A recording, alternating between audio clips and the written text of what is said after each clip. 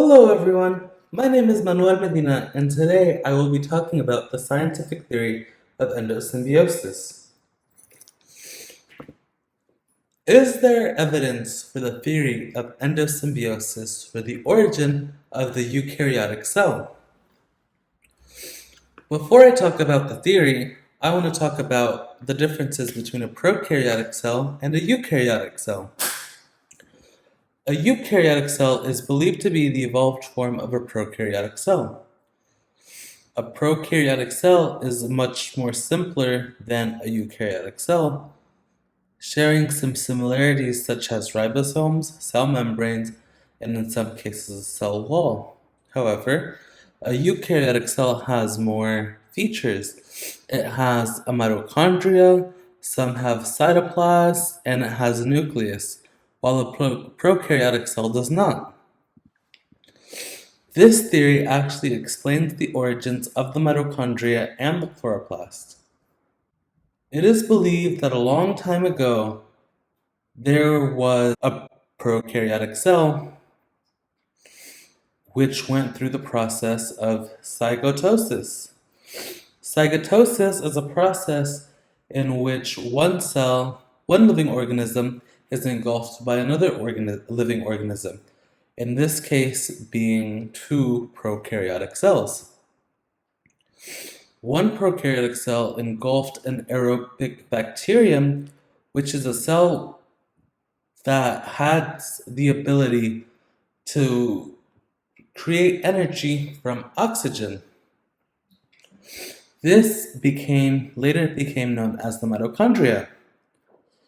This same cell also engulfed a photosynthetic bacterium, which has the ability to create energy from sunlight, and it became known as the chloroplast.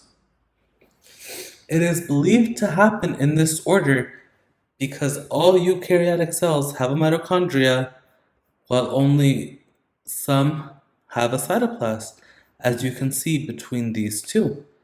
This eukaryotic cell, has a cytoplasm, while this one does not.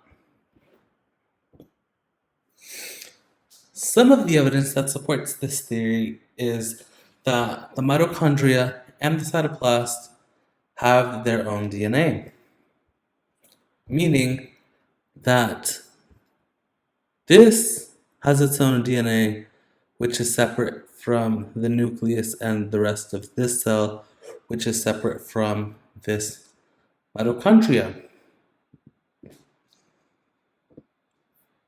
It also means that the structure of the mitochondria, the cytoplasm, and the modern-day procreate are very similar,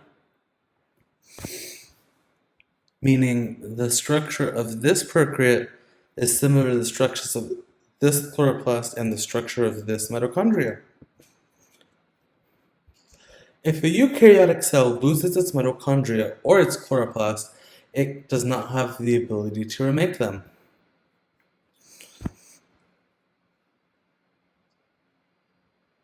If this cell lost this cytoplast or this mitochondria, it would not be able to remake it, like if it lost a ribosome or part of its cell membrane. You can only get a mitochondria when the cell splits, and that split is the only place where that mitochondria or that chloroplast can be made. Once it loses it forever. A modern-day example, which is similar to this process, are the termites. Termites actually have prokaryotic cells in their guts, which help them digest the wood that they eat. Without this prokaryotic cells, it would be harder for a termite to digest the wood. I believe there is enough evidence to support this theory because, like I said earlier, why would a mitochondria and a chloroplast have separate DNA from the rest of the cell if they weren't separate cells before? And also, we see this modern day example with the termites, which means it could have happened then and it is still happening now.